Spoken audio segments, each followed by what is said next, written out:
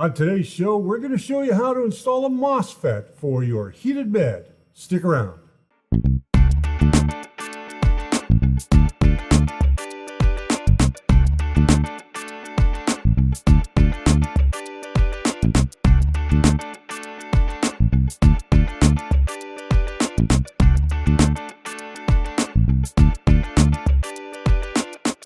Hey, welcome to the First Layer. My name is the mustachioed Richard Cleveland. I'm your host here 3 times a week, right here on the First Layer. This is a show that explores the world of 3D printing. If this is your first time here, welcome.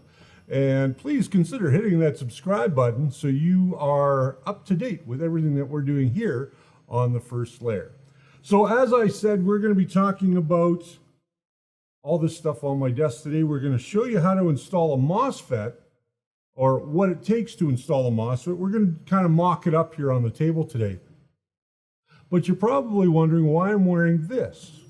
Well, today is November 1st, and today marks the first day of Movember. And if you're not familiar with Movember, check out Movember Foundation at movemberfoundation.org. And what Movember is it's all about men's health, both mental and physical health. So first it started as a way to bring awareness to prostate cancer, but then it quickly escalated to other forms of men's health because, you know, we all suffer as well. But I want to remind you, if you're not into Movember, or you can't grow a stash like this beautiful thing on my face right now, then go ahead and download one and print it for yourself. But I'm going to take this one off, and we start every Movember with a clean shave, and everything will go get filled in over the next month. So let's start talking about what we've got here. So we've got all kinds of tools on our desk. I'm quickly going to change over here to my other camera. All right, so on the table here, I've got a whole bunch of stuff. We have a couple of different MOSFETs. We've got a small one, and we've got the older style version one from MKS as well. This is the MOS Plus, and this is the MOS 25, MOS 25 version 1. This is the Hotbed MOS Plus version 1 as well. The Plus is a little beefier. For most printers, all you're going to need is a small one, and we're going to show you how to put that together. We also have a heated bed. We've got our control board.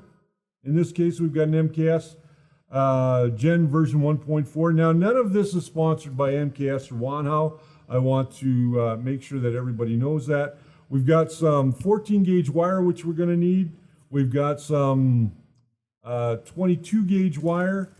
We've got a little connection to two lead wire connection. We've got our power supply, and we've got a whole bunch of tools. So one of the things that people have been asking me a lot about is, how do you do this? Normally, the way this is done is your printer bed, and I've got 2 leads right here. Let me just see if I can get them here. There we go.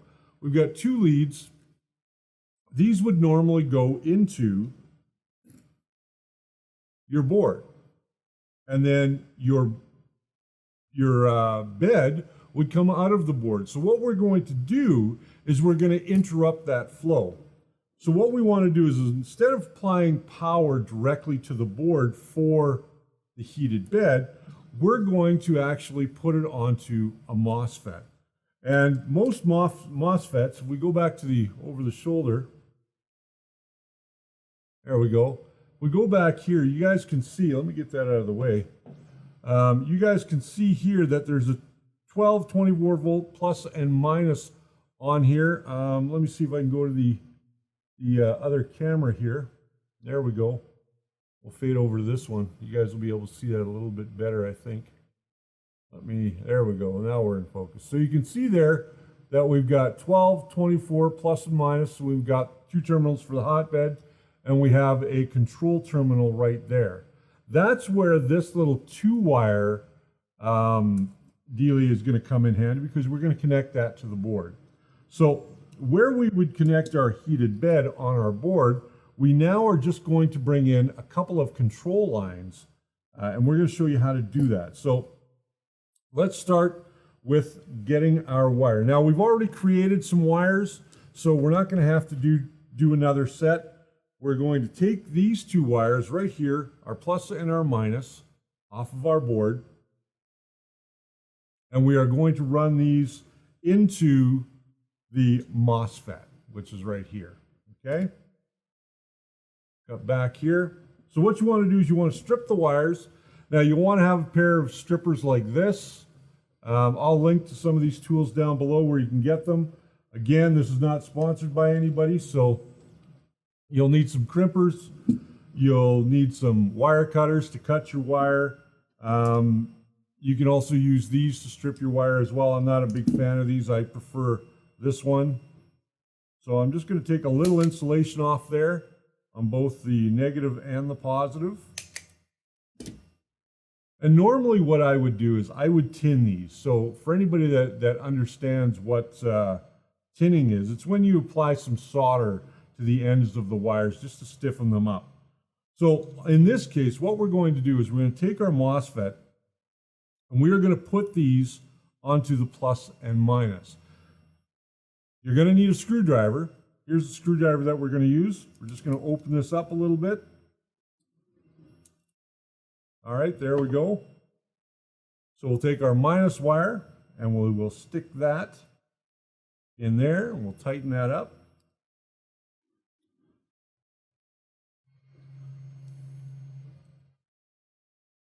That's nice and tight now, good. We'll take our secondary wire, which is our positive wire.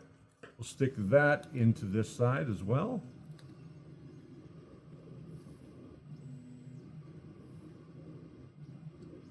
All right, so that's in there, that's nice and tight. Now we've already loosened up the ones for the bed, and we're gonna do the same thing.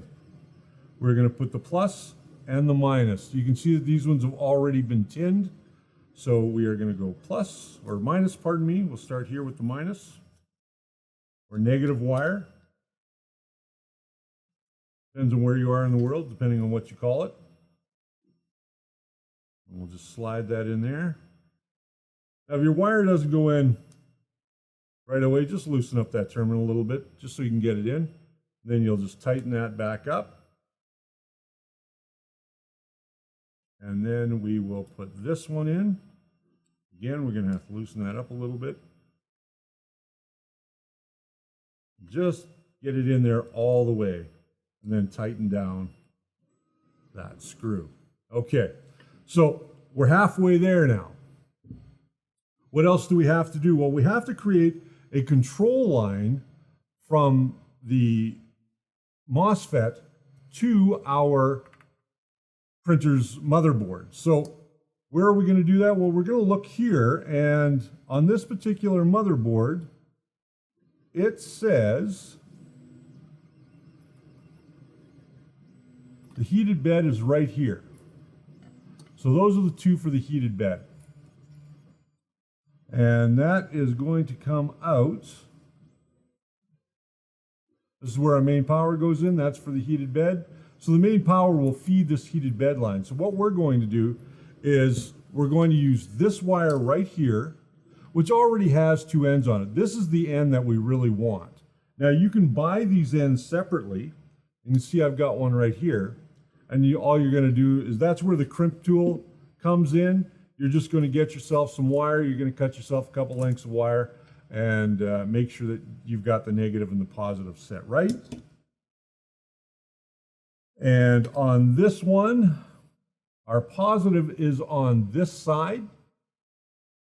So let's just check our wire and make sure that our positive is going to sit in the right spot. And in fact, it is.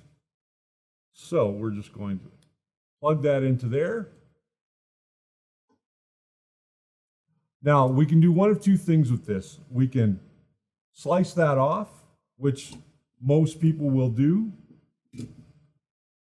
just by taking a pair of flush cutters and cutting that end right off. Then we're going to strip a little bit of insulation off again, enough so that we can get it into the terminal, just like that.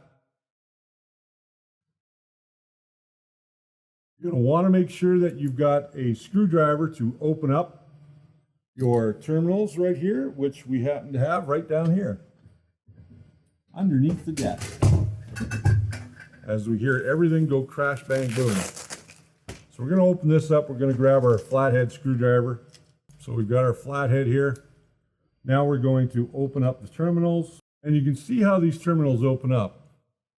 Let's see if I can show you that. When you open these, you can see how this comes down. This little tab right here is going down. So what we're going to do is we are going to make sure that we've got plus and minus set up right.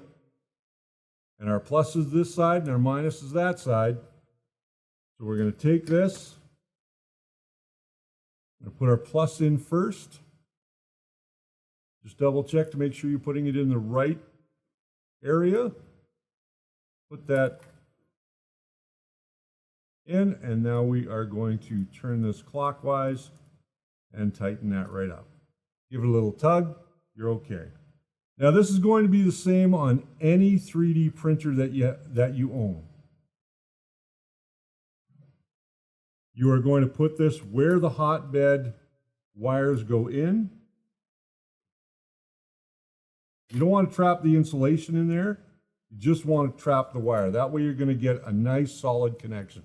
And that's all there is to setting up a MOSFET on your 3D printer. Now this looks a little bit janky, but it is actually very well done. You can see that on here, I'm using spade connectors.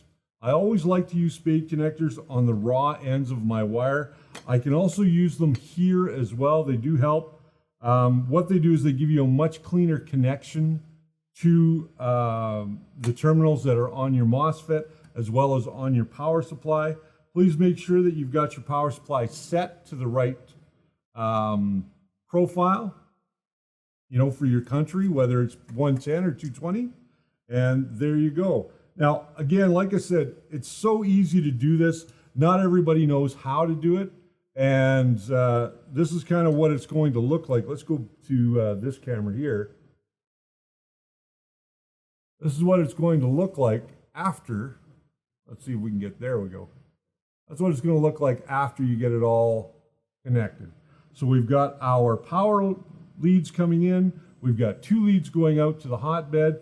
This cable now, this one here, again, just becomes a control cable to the motherboard or control board of your 3D printer.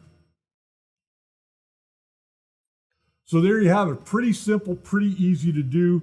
I recommend that if you are using a, for lack of a better word, a cheap Chinese 3D printer, invest into a MOSFET. They're not that expensive. They're only, I think, maybe 12 or 15 bucks.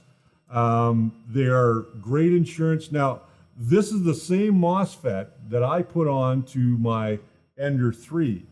And the Ender 3 works great with this. I've had no issues. My heated bed heats up really nice and quickly because now it's not having to go through the board in order to route the power. What it's doing, instead of sending power in into everything else, it's now routing power directly to the MOSFET. And all you need to do is make sure that you've got some free terminals on your power supply. Most power supplies will have at least 3 positive and 3 negative terminals, and that's really all you need to do. So very simple, very easy to do, an upgrade well worth the money. You can find, you probably have some of this 14 gauge kicking around and a couple of little spools of 22 gauge, and you're all set to go. Now, with that said, guys, that's all there is to it. I want to thank a few people before we head out today. It's a really short episode, kind of one of those 3-minute Thursdays without being a 3-minute Thursday. I do want to, first and foremost, thank my staff, the always awesome Frank Awesome, Brian Baker, and the lovely Jess Corniching, and of course my wife who does some stuff behind the scenes. Also want to thank spool3d.ca. They allow us to use this wonderful space each and every week. Print it right, print it with spool3d.ca. You can get everything that I showed you here today from spool3d.ca. So they've got all the parts, they've got printers, and they've got filaments for you to enjoy. So check them out today at spool3d.ca. Print it right, print it with Spool3D. Now, if you want to support the show, and a few people have asked me about that, well, you can always go ahead and buy us a coffee. We all love coffee around here at buymeacoffee.com / the first layer. It's always appreciated. All that money goes into the same kitty at the end of the day, and it helps us to get the things that we need to help you have a better printing experience. And lightens up the show a little bit as well. Now, with that said, if this is your first time, I hope you got something out of watching our episode today. And if you'd like to, please go ahead, hit that subscribe button, ding that little bell notification so you get notified every time we put up a brand new episode. Like, share, and comment down below. And we will see you next time right here on The First Layer. Until then, my friends, remember that The First Layer is always your foundation to a great print.